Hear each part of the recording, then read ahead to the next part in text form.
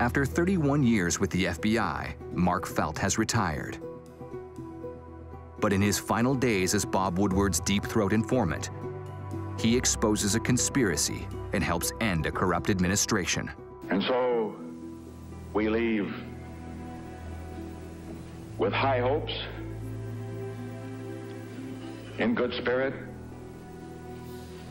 and with deep humility. Felt's courage has changed American history. Therefore, I shall resign the presidency effective at noon tomorrow. This should be a principle under which we live, that no man is above the law. Both Woodward and Felt will keep Deep Throat's identity a secret for the next 32 years. But the impact of Felt's action on American history is more immediate. Gerald Ford pardons Richard Nixon 6 weeks after his resignation. And by these presents do grant a full, free, and absolute pardon unto Richard Nixon.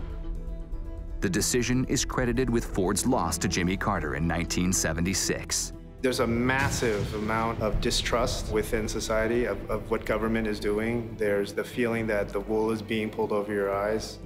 That's why we still talk about it. The scandal adds to a loss of public confidence in government that began with the Vietnam War. And it fuels a conspiracy-minded popular culture, fearful of secret government. But Watergate also sees the rise of the whistleblower as American hero.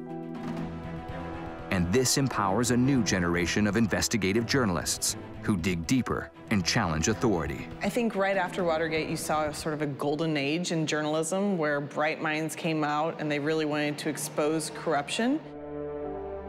In the 1980s, the Reagan administration's secret sale of weapons to Iran to finance a war in Central America is exposed. Well, at this stage, I don't think I should comment.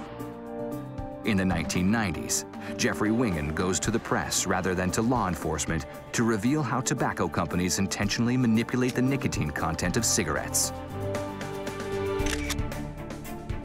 In 2002, Sharon Watkins blows the whistle on the $100 billion shell game of the Enron Corporation.